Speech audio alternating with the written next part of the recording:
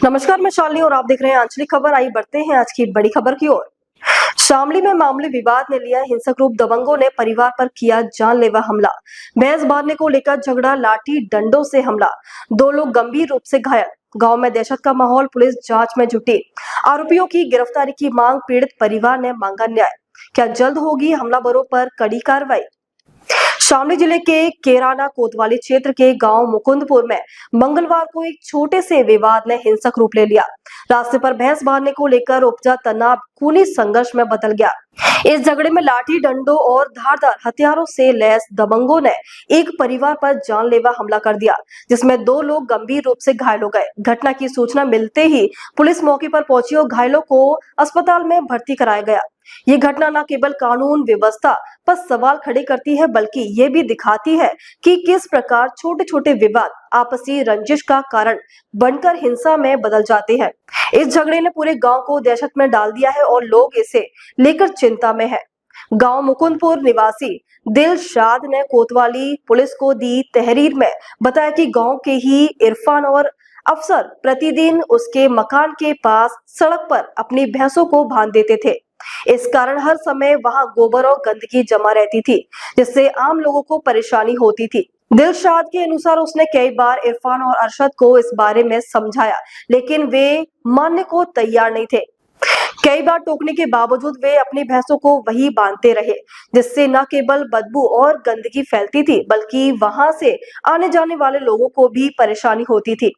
इस मामले को लेकर दिलशाद और इरफान अरशद के बीच पहले भी कहासुनी हो चुकी थी। मामला इतना बढ़ गया कि दिलशाद को मजबूरन डायल 112 पर पुलिस को सूचना देनी पड़ी। पुलिस मौके पर पहुंची और दोनों पक्षों के बीच समझौता करा दिया। उस वक्त ऐसा लगा कि यह झगड़ा खत्म हो गया, लेकिन मामला यही शांत नहीं हुआ। हालांकि पुलिस की समझाइश के बाद विवाद थमता नहीं दिखा। इरफान और अरशद अंदर ही अंदर बदले की भावना से जल रहे थे। वे दिलशाद से नाराज थे कि उसने पुलिस बुलवाकर मामले को तुल दे दिया। इसी गुस्से में उन्होंने अपने अन्य साथियों के साथ मिलकर दिलशाद के परिवार पर हमला करने की साजिश रची।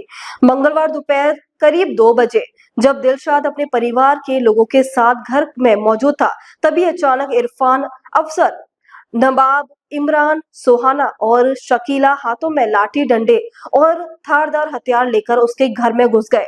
दिलशाद के अनुसार हमलावरों ने घर में घुसते ही गाली गलौज शुरू कर दी। उन्होंने पुरानी रंजिश निकालने के लिए सीधे उसके भाई फुरकान और उसकी भाभी जुलेखा पर हमला बोल दिया। हमलावरों ने कहा कि तूने पुलिस में शिकायत करने की हिम्मत कैसे की। इसके बाद उन्होंने लाठी डंडों से ताबड़तोड़ प्रहार शुरू कर दिया। फुरकान और जुलेखा ने खुद को बचाने की कोशिश की, लेकिन हमलावरों ने उन्हें पीट पीट कर लहूलुहान कर दिया। फुरकान को सिर और पीठ पर गंभीर चोटें आई हैं, जबकि जुलेखा के हाथ और पैर में गंभीर घाव हो गए हैं।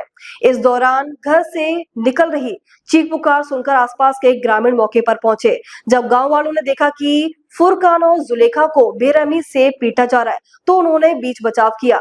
ग्रामीणों को आता देख हमलावर वहां से भाग खड़े हुए, लेकिन इस हमले में फुरकान और जुलेखा को गंभीर चोटें आई।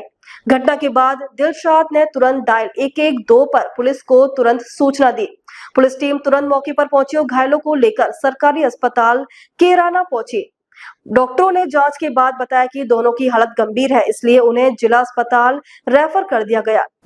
इस मामले में कोतवाली प्रभारी निरीक्षक ब्रजेंद्र सिंह रावत ने बताया कि 2 पक्षों में मारपीट हुई है।